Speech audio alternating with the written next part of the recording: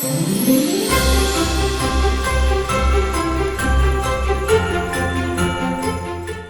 everyone, and welcome to day 21 of VLOGMAS.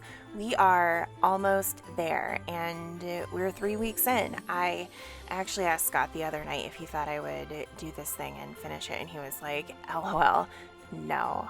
He thought I would get bored, but so far so good. I started off my day catching up on Advents and Vlogmases, and I can't remember if I told you guys I am watching the Homespun House Vlogmas. I purposely subscribed to their Patreon for this because they live in Germany, and you know, as I've said a few times, I love a good German Christmas tradition, so I've been watching that. While catching up on Vlogmases and whatnot, I got to town on my Anthology throw. I am loving this thing. It is so fun to knit, and it's relatively easy. All of Helen Stewart's patterns are written super clearly and are easy to follow. So I'm looking forward to making some progress on this while I have some time off from work. I did hear a rumor that around day 5 you may or may not run out of yarn, so I'm going to keep my eye on that, maybe look at some Ravelry comments and see if I need to adjust anything. But so far I'm really enjoying this knit with last year's Homespun House yarn, and it's making me want to reinvest next year. Our Ruby and Roses advent calendar has now journeyed out of the purples and has moved solidly into the pinks. My favorite. Really loving this. You know, it seems like a hallmark of her advent are these speckles that carry their way throughout all of the different yarns that she has. So this is a top-notch one. Not to be outdone in the pink category, my Disney Princess Yarn Cafe Creations Advent Calendar is also in the pinks, and it is absolutely lovely. You know, if I could be yarn, this would probably be me. Also some pink speckles, mostly a tonal though, and of course our daily dose of sparkle. Something that I really loved about our Caterpillar cross stitch advent calendar is that not everything is cross stitch related. Even though I have really loved all of the supplies I've gotten, I've also loved that there are some little surprises in here, like this little gnome. So I'm excited to hang him up for probably all winter. When you work from home full-time, nothing will grind your gears more than coming down to make coffee between meetings and find your spouse who has 2 weeks off of work having a good time. So yesterday I came down to make coffee and Scott was building another Lego set.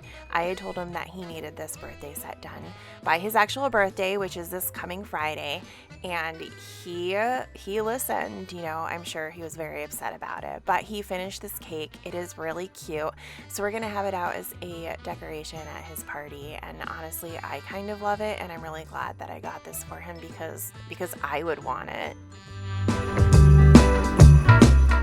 I had a jag of meetings yesterday where I didn't have to be on camera, and one of the only ways I can pay attention when that happens is to just knit on something a little simple, which is nice because you can't get away with that in an office. So I worked on my Anthology throw. You can see that I made a lot of progress earlier in the day, and I've now moved on to a second color, and it's really cool. You'll see here that when you pull it apart right now, I'm at a point where it is a full circle and I don't have to do a magic loop anymore.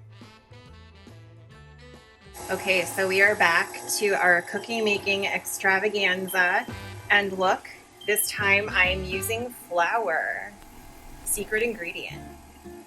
So these are my infamous cranberry orange cookies. I've made them multiple years and everyone really likes them, and apparently I can't get cranberries out with one hand, so that's fun. But yeah, I'm adding in the cranberries as we speak, and then we'll bake them, and I honestly wish that smell-o-vision was a thing because they smell so good. They taste even better, but the whole kitchen really lights up when you make them. So we'll see how they turn out with flour this time. Baking tip from a lazy baker. If you don't have these kind of ice cream scoops to make cookies with then you are missing out.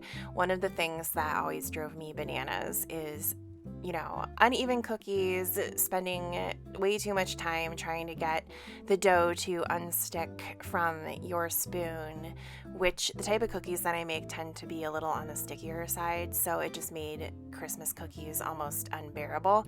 So I have a couple of these. I have one from Pampered Chef, and then I picked up just some little cheapies from Amazon a while ago, and honestly, they save my life every year. I used to salt my dough with my tears, and I no longer have to do that, and it just makes cookie making so much easier.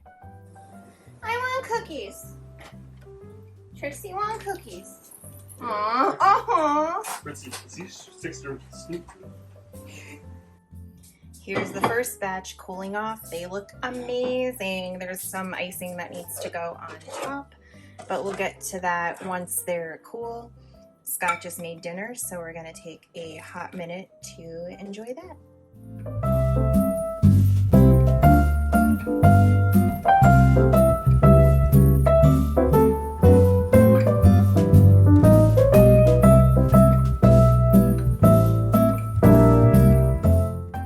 After dinner, it was back to mixing dough, this time for my double chocolate crinkle cookies. Here you can see me mixing up the butter and the sugar, which is almost kind of the fun part. And this is actually how they turned out. They are perfect, and they're super, super fudgy. All right, day 21. We are getting there. It's almost my birthday. Oh, that's cute.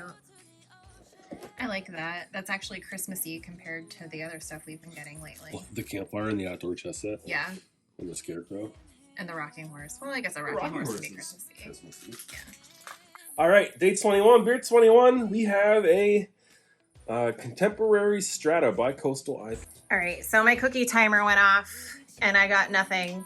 So Scott's going to give us a recap I'll give you of a his second sip. delicious. Oh, darn. Still good. Still like it. Still has a weird, not a But bad pleasant. weird, but a different taste than what I would expect. Yeah, I liked it. Traditionally seen IPAs. Mhm. I enjoy it. It's good. Yeah. Yay. Yeah. 2 thumbs up. 2 thumbs up. Are you trying it? Yes. Thoughts? Well, they're not good. I don't think you can get these away. Oh, shut up.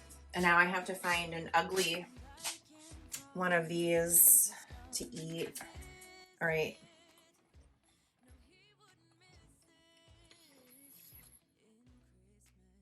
The cream cheese ones are in the oven, so. Oh, yeah. Mm-hmm. Yeah. You can't do this, people. I already have them in bags. Are you going to eat 3 dozen cookies? I don't think so. Maybe you will. I don't know. First off, I will. I also made these cream cheese cookies this year. They are a new addition, and they're pretty good. They're kind of neutral. They taste like shortbread with a crap ton of cream cheese.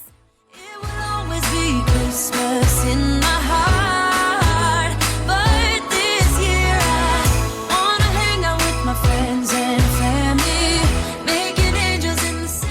Last year, I packaged everyone's cookies in really cute cookie boxes I got off Amazon, but because I didn't feel like doubling the recipe and having 4,000 cookies sitting around, I used these bags that Scott's mom got me, and they're really cute, and they fit 6 cookies.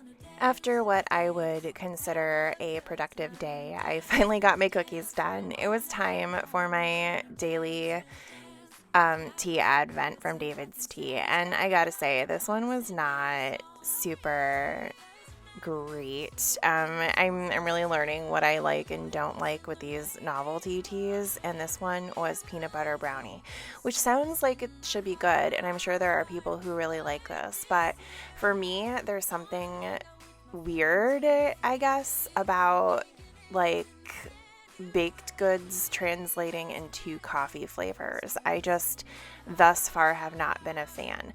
I knew immediately that I didn't think I would like it, but it did actually smell good once I added the hot water, so I thought there was promise, but alas. Ziggy had the right idea at the end of the day. We all had a very long one. So with that, I will leave you for a nice nap until tomorrow. See you then. Bye.